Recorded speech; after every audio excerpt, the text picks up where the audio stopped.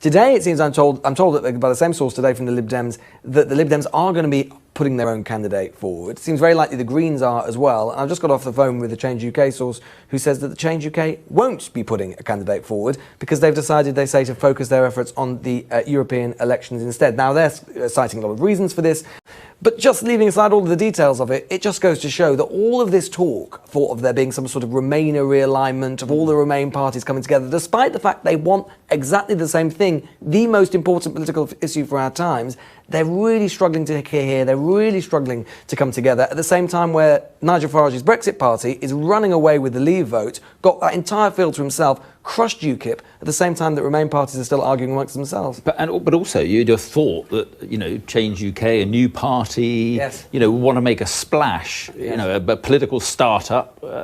So what does this say about the state of that? Well, it's a start-up without a particularly healthy balance sheet as it started out. I mean, obviously, Change UK started out with a lot of goodwill, I think. They started out very powerfully, getting all of these defections, one after the other from the Labour Party, then the Conservative Party, much excitement. But ever since those initial 2 weeks, it has been, I have to say, real catastrophe after catastrophe. Lots of confusion about their name, whether they were called the Independent Group, Change UK, changing the website, all of these sorts of quite basic bits of political strategy. Now, obviously, of course, they're a new party, they're nascent, mistakes are going to be made. But for a new party, which is trying to remake British politics, to realign British politics, not to be standing in what could be an absolutely prize by-election for them, one of the most tantalising by-elections that we've had, really is quite extraordinary. You think back to the closest analogous force, the SDP back in the 80s. They made their name by repeatedly fighting by-elections and winning extraordinary by-election results in Warrington, in Glasgow Hillhead, and all of those by-election geeks like me